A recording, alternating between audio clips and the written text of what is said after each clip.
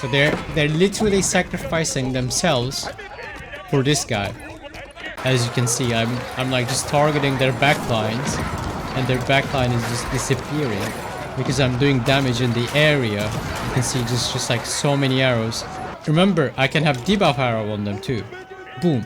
Now they're gonna take even more damage from me. So they're just like the level 1 noobs. They're just thrown at the front line and they're just like doing their best that they can. And now they just found some shields. And then you're immobilized, so you can't move. But you can put your units in. And then you basically become a fort. Let's dive deep into the Golden Horde. Let me just change the title real quick. Let's go. So, the Golden Horde. Let's jump into the tech tree first. Leading the Golden Horde westwards, Batu Khan expanded the Mongol Empire into the heart of the Eastern Europe. So, I was very surprised when I saw this first, because for obvious reasons. So one of the biggest things is that we do not have landmarks with this civilization. We have only one landmark, just like the Abbasids and Ayyubids. This is our House of Wisdom. We have different age up options, and we're gonna go through all of them. So, and the main mechanic of this civilization, the most important thing is units are produced in batches of 2, and what that means is you pay, for example, it doesn't show here like that, but you pay double for a spearman, and you wait longer, and you get units in pairs. So you produce double units all the time. And that's the main thing. The villagers, you produce 2 villagers in 37 seconds, because 40 seconds would be a lot, I think. So they reduced it to 37 seconds. And we have stockyards instead of pastures. We have farms for sheep. And we have fortified outposts. These are the main differences from the Mongols.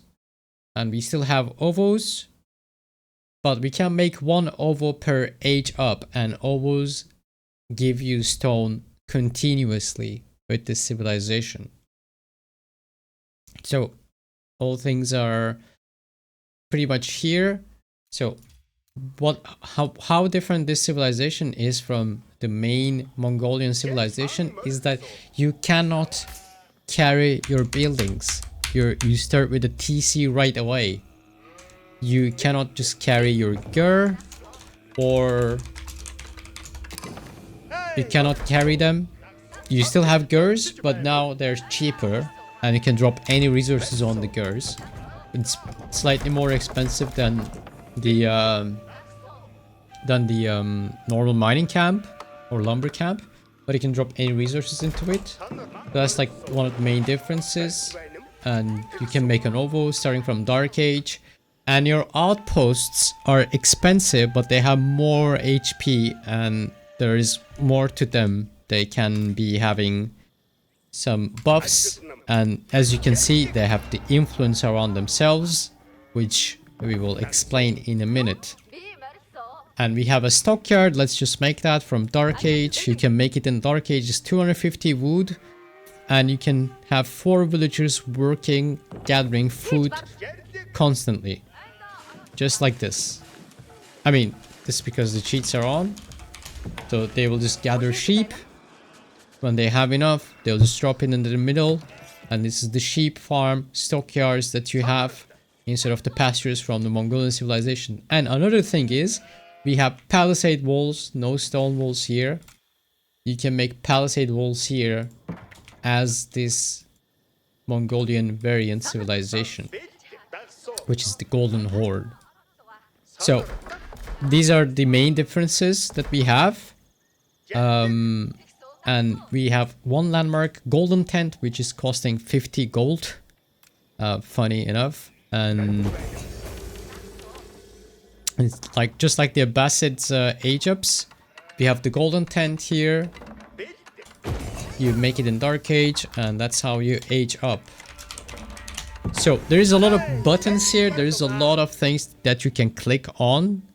There's a lot of things that you can do from the golden tent. We're gonna go into them, but the main thing that this does is that is how you age up. Just like the Abbasids and Ayyubids, you have 2 options per an age up, and there's a set amount of time, 1 minute 50 seconds for each, and for Castle Age is 2 minutes 5 seconds. It takes a very long time. And for Imperial Age you take 2 minutes and 20 seconds to go into the next age, and you do not build a landmark, just like the Abbasids and Ayyubids, while you're aging up. And there's so many buttons. So this part is your age up selections. You select one thing for aging up, and you can make units. So these are military units. This is your Han.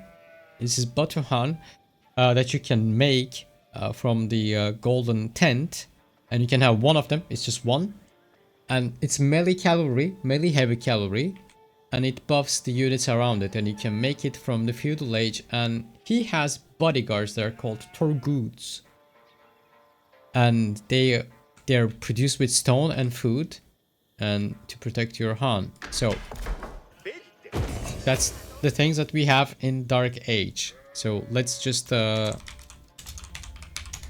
see the age up options. So one of the options that you have is very simple that you can do here.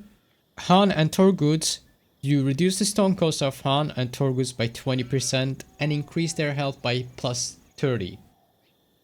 So that's very simple and straightforward. You make the your Han cheaper and your Torguuds are cheaper.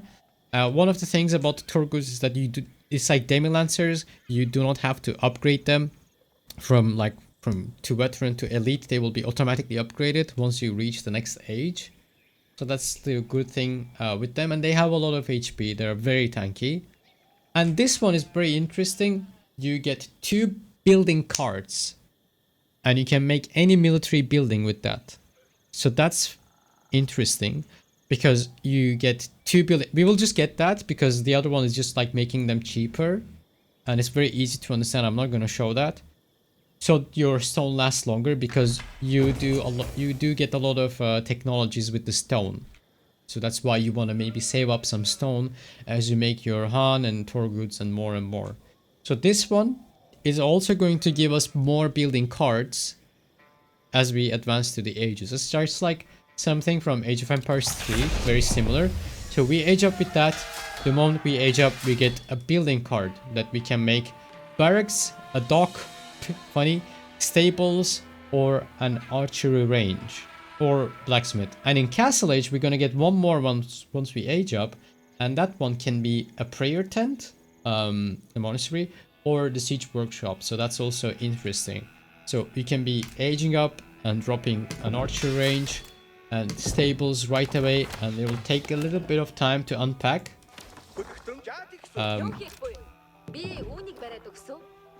So that's it.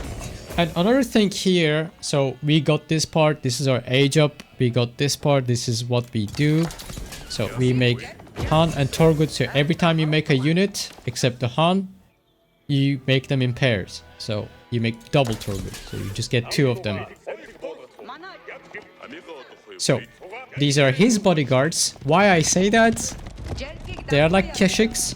They don't have a lot of attack. They have 10 attack, they have charge damage, 18 charge damage, which is pretty good, but they are very tanky. They have 240 HP. They're heavy units, 3 and 3 armor. That's very good.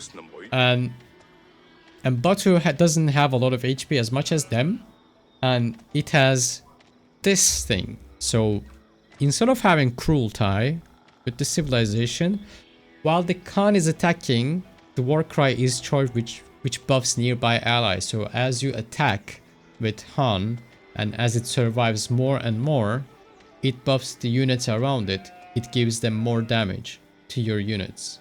So that's how it works. And another thing here, as you can see on the UI, is Torguud protection. This is why it's called the bodyguard, because if Khan is attacked and if it's near Torguud, which you can see the link between them, it's a funny mechanic. We didn't have this before, so now he doesn't have that buff. You can see it's just like a special unit. Now next to a Torguud, it's linked. You can see that on the Torguud, and it says on the UI for him. So if you attack this unit, if you attack Han, the Han is not going to take damage unless there is until there is no more Torguud left around him. So you cannot kill this guy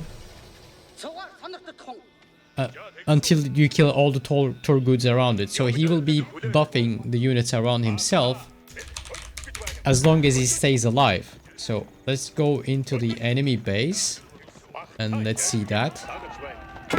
Let's see how that works. So I'll just leave Han just taking damage. So he's taking damage. Well, he's not taking damage, he's getting attacked by the tower in the town center here. But Torguud is losing HP instead of him. So in combat, when you attack him like this, the units around him will take damage. So they're literally sacrificing themselves for this guy. So that's how it works, simply.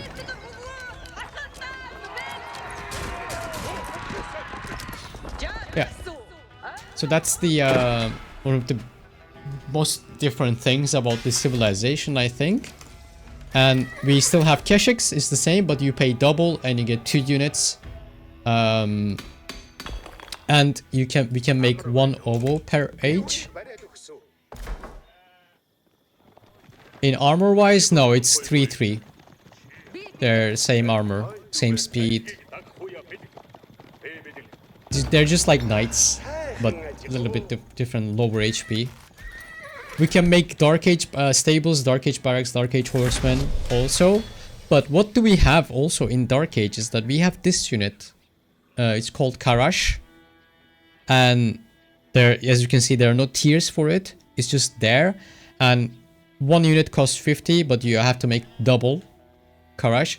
And it's very low health, low damage infantry, a melee infantry. And it's like light infantry. It gets countered by archers really fast. But what it does, it grants nearby units +1 armor.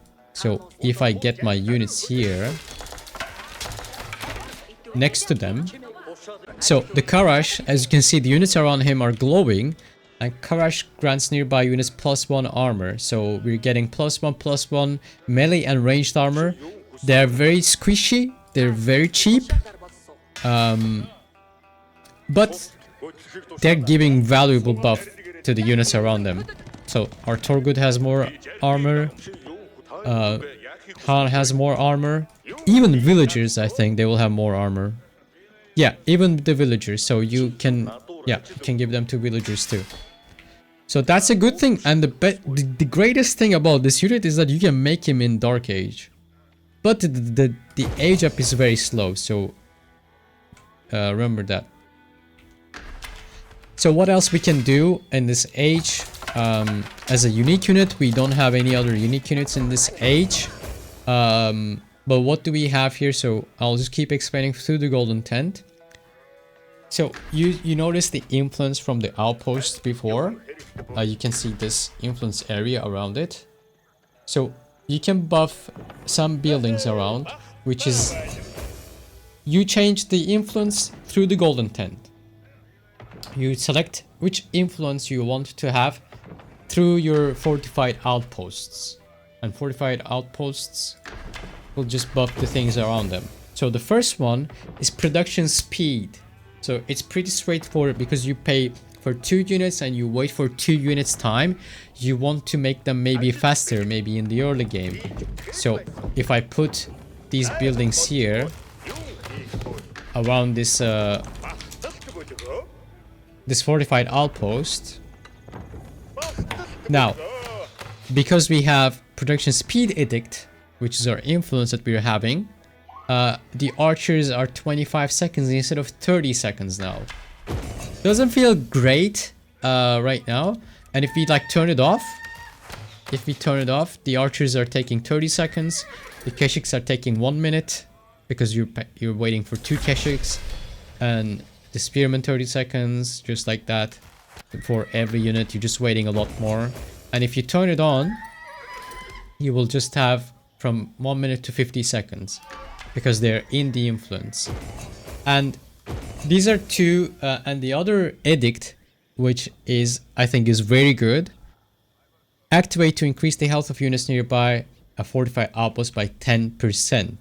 And what that does, so now we do not have the production speed, but what do we have in this big circle around the fortified outpost is that plus 10% more HP.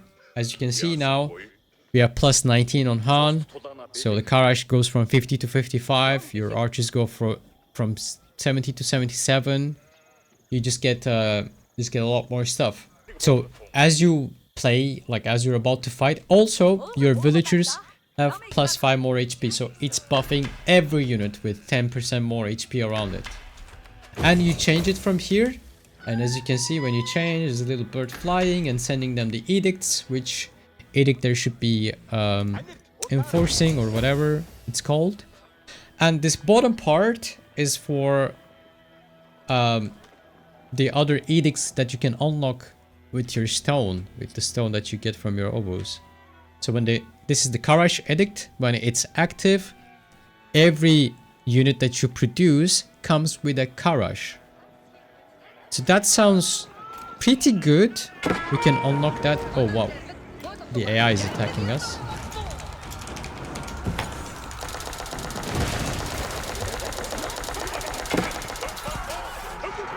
So we can see the Han in action now. As he attacks more, you will see this thing coming out of him, and it's level 1 right now. It's giving 10% more damage to the units. As you can see, we didn't take any upgrades, but the Torguud is having plus 1 attack thanks to Han. Where is the Han? Come back and attack here. So as he attacks more, you're gonna get or as it's under attack as well, it works. You're just gonna get it's buffing the units around himself. So that is pretty cool thing to use. But now that we stop the AI, we can go back to doing what we were doing. And the Kharash edict, when you unlock this one, if you have the buildings around under the influence, so when I make 2 archers, I get a Kharash for free. So when I make Kharash, I'm gonna get another Kharash actually. When I make Spearmen, I'm gonna get another Kharash. When I make Torguuds, I'm gonna get a free Kharash. And that's how it works. This edict works. And you just get free Kharash when you make a unit under the influence. It has to be under the influence. And that's how it works. So another edict that you can unlock, which is pretty good, I'll just show it here. That is for your stockyards, for food. You can unlock it 800 stone. It's very expensive. When this is active, your stockyards are gonna give you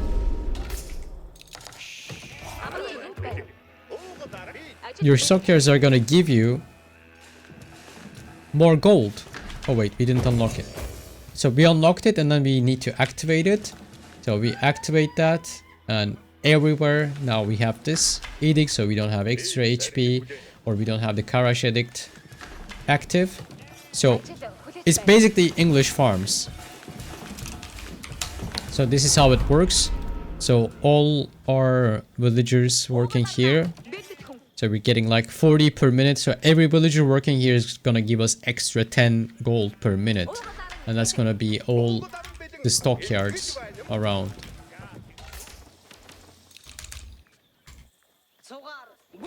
So these are all the edicts. This is very confusing in the beginning, but then it gets like simpler and simpler in time. So this civilization is heavily focused on the economy is different. You have like the farming option, you have the ovos and all that stuff, and you have the girls, but mostly it's like it's a bit like Ottomans, where you want to just buff up your army. You want to just like stack buffs into your army. And how we can do that? So one is fortified outposts that we can get HP from it, and there's the glorious charge. We'll look at that also. We have the Han giving us more attack, and not only that, now we have for 300 stone we can unlock the Han debuff arrow. So this is like a reverse cruel tie that you can do on them. You fire a single arrow in an area and the enemy will take extra damage from you for 15 seconds. And let's just see that. So now we have the Han and the units around him. So now we have a debuff arrow ability activated on the Han, which has huge range. So let's see where their units are. Okay, their units are here. Let's go here. So now we are here. Let's see. So I can just throw this in this distance anywhere. It's gonna reveal the area just like that, and you can see the circle, and the enemy units will take increased damage. So as we're attacking them, and we're not gonna win this fight, but as we're attacking them, they're taking more damage from us. And not only that, we're also buffing our own units. Paying 300 stone for yeah, but that's really good. Like, the enemy will never want to fight you under that, and they will always wait for it, and you can just always help your units. It's very good. It's very good ability. Maybe the cooldown could be earlier. So now the Han is dead. What are we gonna do? We're just gonna get him again. So it's not like you do not get the Han automatically back, just like the Mongols. So you have to pay for him every time you lose him. So you don't want to use him. That's why you want to have bodyguards around him as well. And you want him to stay alive to buff your own units. So those are the edicts. Now we have 2 more options to... So this is pretty much all the things that you can do. Like different things that you can do with the civilization. There's like only a few more things and then like age of options.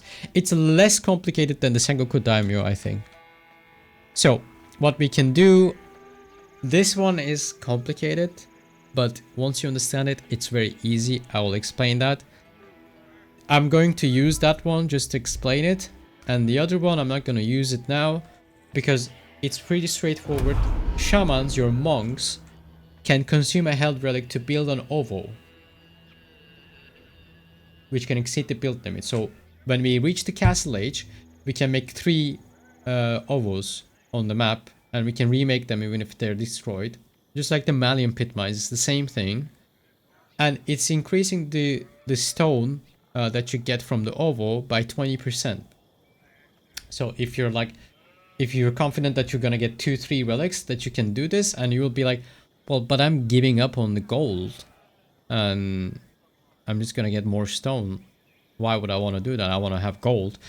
The thing is, you do not have many options to spend gold with the civilization, like so much. I often end up having a lot of gold, and that's also because one of the reasons is you don't have the food upgrades with the civilization. You get it with the stone upgrade, and the stone upgrade that you can get is only buffing your stockyard gather rate from these stockyards or your sheep farms. So you increase the income by 10% every time. You don't have the third one.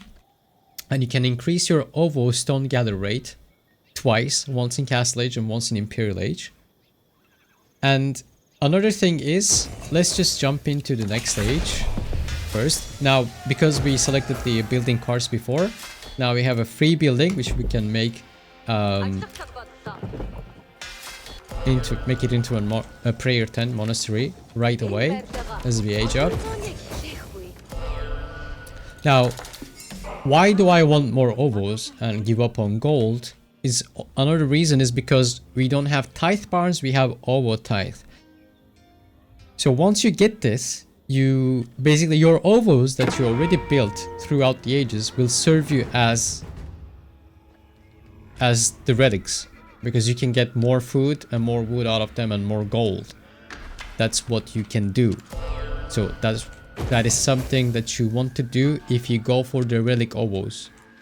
No stone walls or keeps, just palisade walls. Yeah, we don't have stone walls or keeps. Just good old palisade bulls. I'll just destroy this real quick so we don't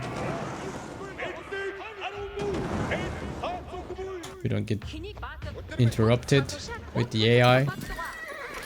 So right now we just got this age up. The conquered Rus territories will provide larger shields. I'll just break this down for you. All our heavy units gets to have, I hope this all our heavy units have +2 ranged armor now for kind of free. Instantly when we age up, our men at arms,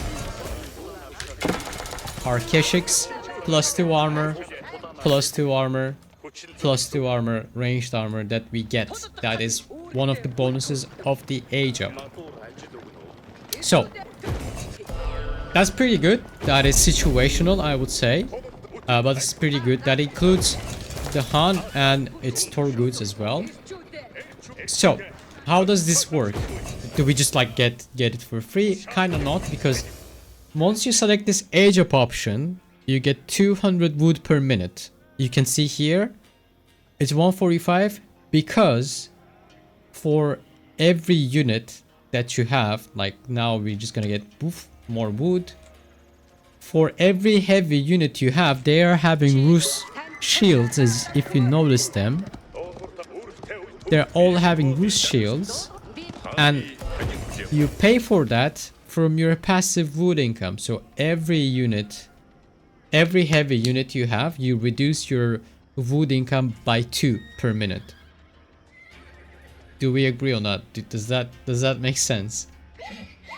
So you age up with this, you get to have 200 wood, and from that 200 wood we're gonna be reducing that income based on how many heavy units you have, because we're using that wood to get more ranged armor.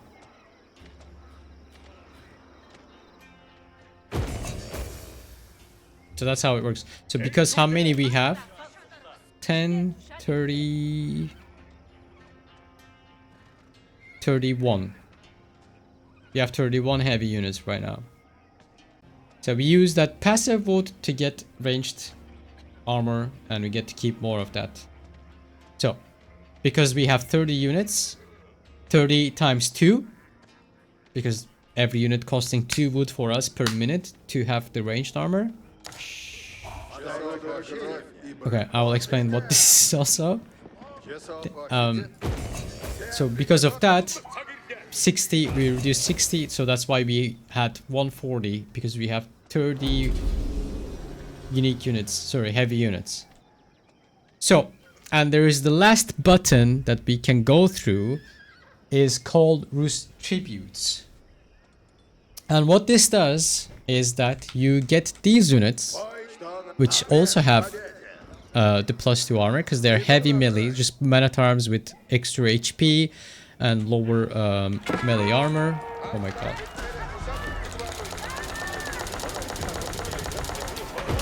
I'll just take care of this AI like that, and I'll just keep explaining this to you. So what this does is that you get the Rus Tributes. You just instantly get 4 units to defend yourself, and you pay for that with wood. Sorry, with stone. And if you do not call them, the price for those units, it will just go down every like 20-30 seconds. We can see here. So the tribute cooldown is gonna be like, oops, so 30 seconds. It's 30 seconds. Every 30 seconds this is getting cheaper. Do you get them instantly on age up? No, you don't get them instantly, but you start to cool down instantly. So you get these units, and when this thing hits 0, you get 4 units for free. But if you call them, so if you like, so right now it's 170.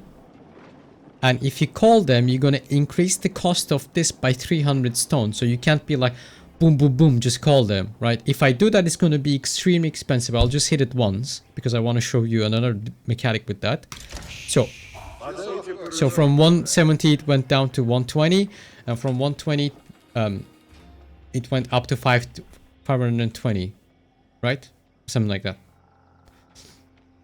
Yeah, plus 300 stone. And as time it goes down, I had a suggestion with this. It should be like showing the price of this like continuously on the UI itself, so you don't have to hover over to see. So you get these Rus Tributes free units, basically free units every few minutes or depending. So how does this work? Depending on how many military buildings you have, remember the building cards and all that stuff, this cooldown, you reduce it more and more faster, so you get the units faster. You get free units faster if you have a lot of production buildings. So right now it's going down by how much? Let's see. So right now it must be going down by like 30, 50 stone every 30 seconds. What was it, 430 before? So we're going down by 45, right? So let's just make a bunch of production buildings and let's see how that will be. So more production buildings you have, you're going to get the Rus Tributes faster. Every time this goes down, every time the timer goes through, you will get them faster.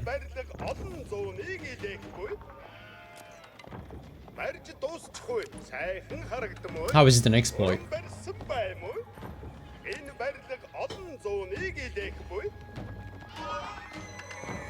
It's not free, so now we have a bunch of production. Oh, up to maximum 70 stone. Okay, so we can what? So for maximum you can have like 14 production buildings affecting this, because it's 5 per stone, right? So now every time the cooldown goes down, so every 30 seconds this is getting like 70 stone cheaper. It must be, right?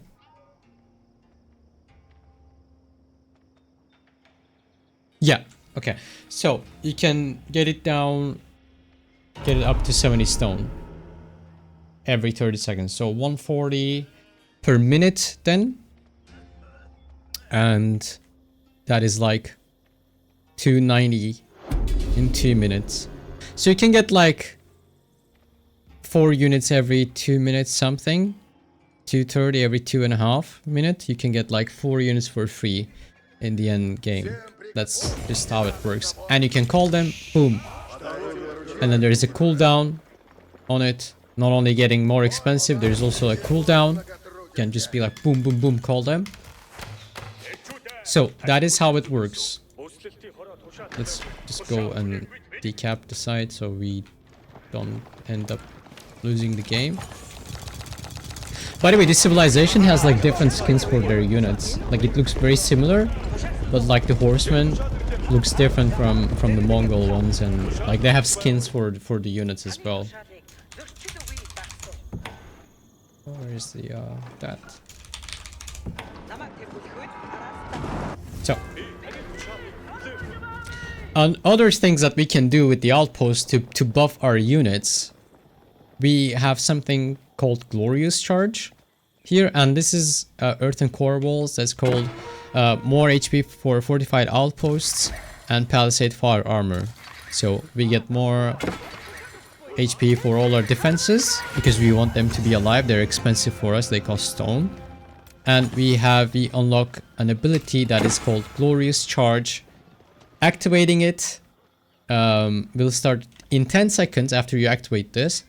You buff all your units around it with 50% movement speed and take 15% less damage. So again, we can make enemy take more damage we can take less damage with this, and we can buff our damage all together. So we can have like a fight using this, using the debuff arrow, using the glorious charge, and using the Han itself. So when you combine all of these three, your army becomes like unstoppable. And we remember we have Kharash also that can just like buff our units. So your units are not great, but you buffed them so much that they become like unbeatable. That's how it works. So that's all the things that you can do with your stone, I guess, if I'm not missing anything. So we have the special technologies. Oh shit, I forgot. So we have Kipchak Archers, our horse archers. We do not have mango dice. We have horse archers. They are expensive, but they are very good. And what do? First thing they do is they are looking extremely cool. And they have 10 attack. By the way, Rus horse archers now I have 10 attack as well and 4.5 range. And the speed is the same. But the thing is, when I attack this unit, it's bleeding. It's losing health over time. So we basically have poison, and if we shoot it with like 3 units, it doesn't give more bleeding. It takes 1 bleeding from multiple attackers. But it's losing a lot of HP, so like one of them should be going down to, yeah, 80, from 80 to... So from 80 to, it went to 68. So you're doing 12 damage with bleeding. So your damage is actually, if you hit an individual unit, you can do like 22 damage to them. So it is very good. It is very good. Because, while we're at that, you can have triple shot, which is very fun. You can fire 2 additional arrows that each deal 50% less damage. So you get to shoot 3 arrows in an area. So you hit a unit and the other units around them. And not only that, you give not 1, but 3 bleedings. So you get like 3 bleedings, which is insane. So I'll just show you how it works.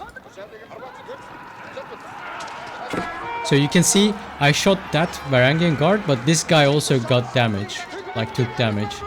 And now if I hit this horseman, oops, there I have a lot of units. So it has 3 bleeding on him now, as you can see. And I'm kind of dealing like area damage whenever I'm hitting like these horsemen. The other ones are taking damage. They're not taking bleeding damage, but they're taking damage like around them.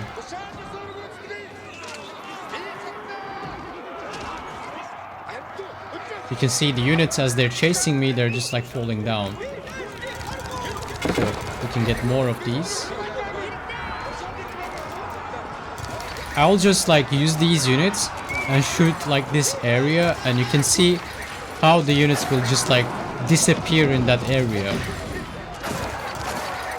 As you can see, I'm like just targeting their backlines, and their backline is just disappearing because I'm doing damage in the area.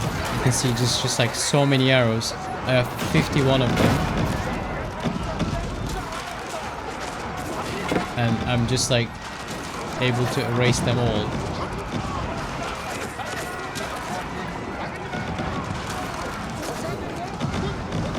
Boom.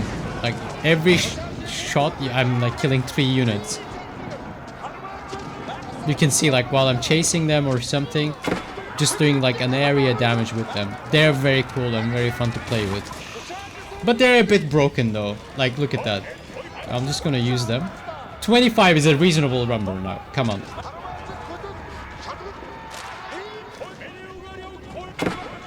Remember, I can have debuff arrow on them too. Boom. Now they're gonna take even more damage from me.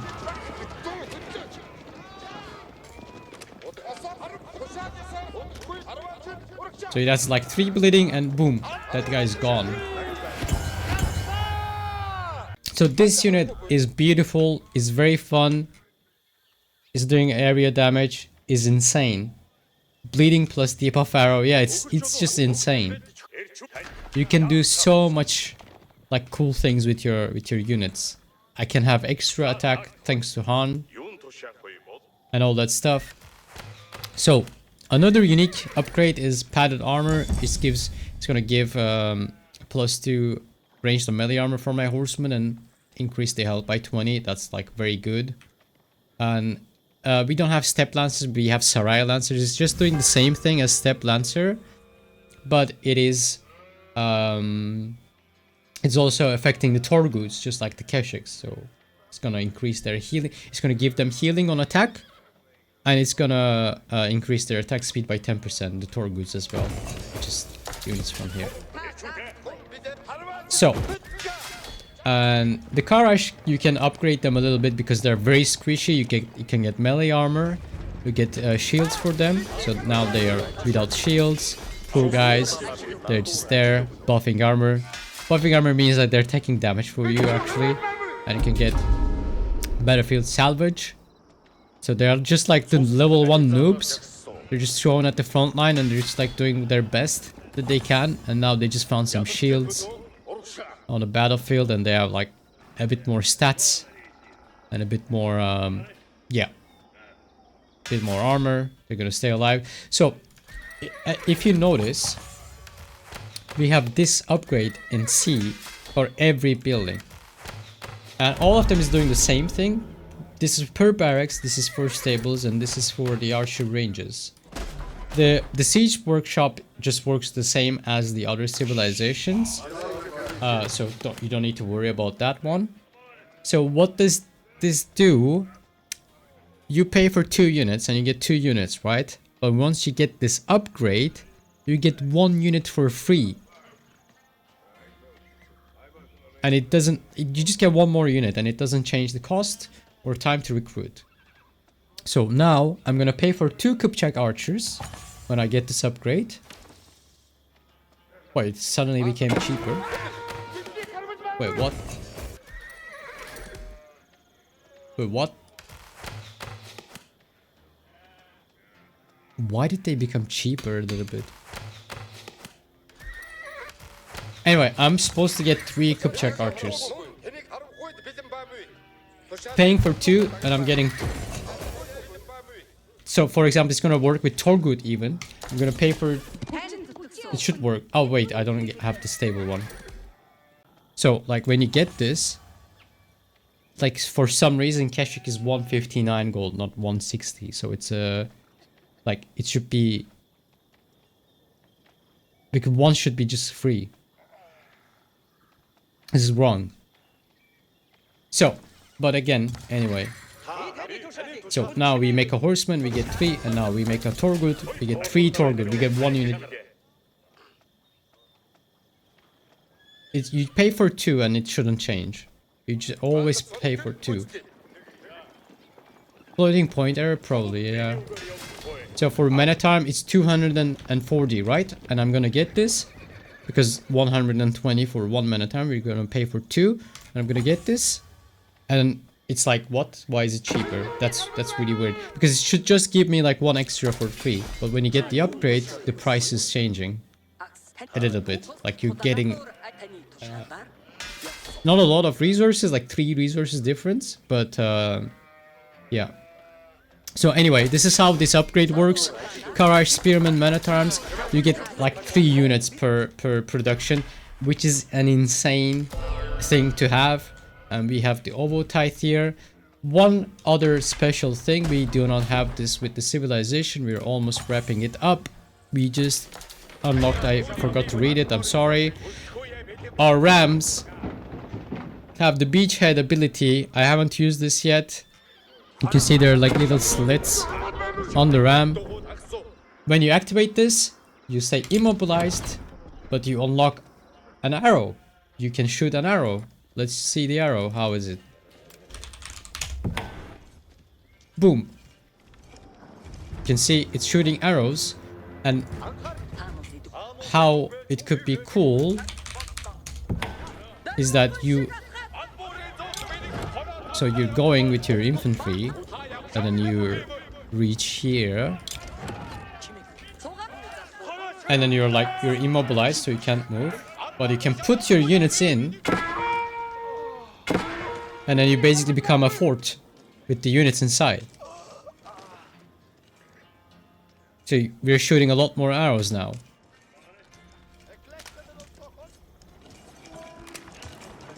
Ram is just shooting arrows. Wait, it should shoot more, right? It's a 16. I'm not sure how this should work. 15 spots? I just put 15 units in it. And then you just take the units out. Oh, wait, now it's working. It's a little bit, yeah. It's a bit working weird, but I'm sure they will get it right. Because when you go in, and when it's attack, it's like ejecting units. Oh wait. Something has happened when they attacked it. Oh, okay, that's just like their ability.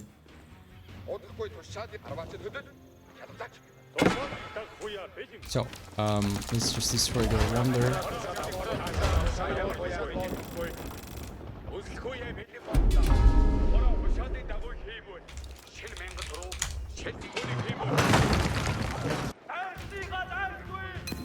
And other, we have the Imperial Age, Age of options now.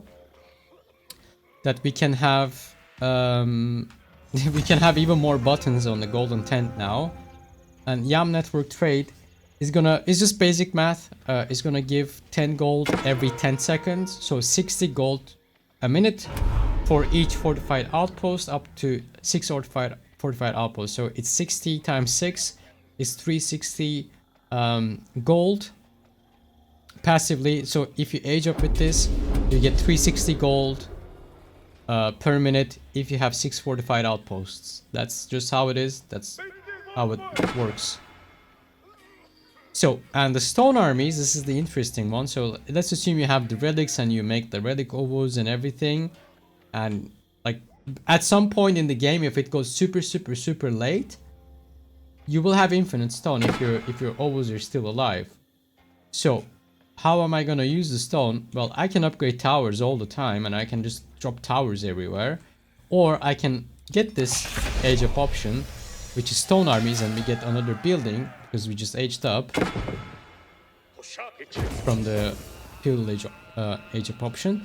And we can make stone units, the special units with the stone, the Keshik, Kipchak, Kharash, Traction Trebuchet, with very reduced amount of stone. So like Kharash for 10 stone, it's insane.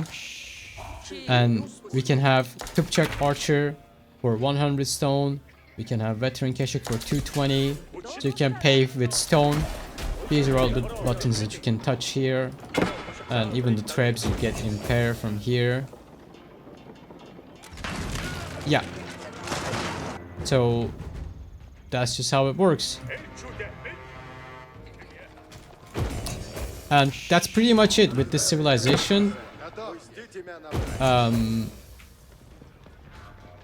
Oh, also there's just like a one random bonus that you have here. The Rus Tributes, that the Rus Tributes are these units that you can you're getting for free.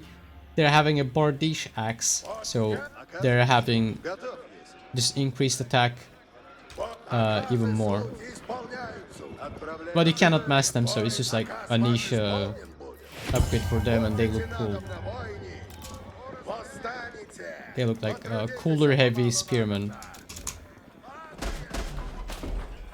And that's just it. And with the blacksmith, so we do not have the military academy. We have increased supplies, which increase the production speed of military buildings by plus 50%. So they make things a lot faster, because you really need this with the civilization, but you gotta pay stone for it. So overall, you get to buff your units a lot. You get to have fun units and good units. And you want to pick your fights with the civilization at the first glance. And you want your Han to be alive all the time while you're fighting. And you just want to spam like a lot of units and pick your fights and buff your units and be very mindful about what you spend your stone on. So this is what I'm gathering from this civilization for now. So this is Golden Horde. Just first look at the Golden Horde.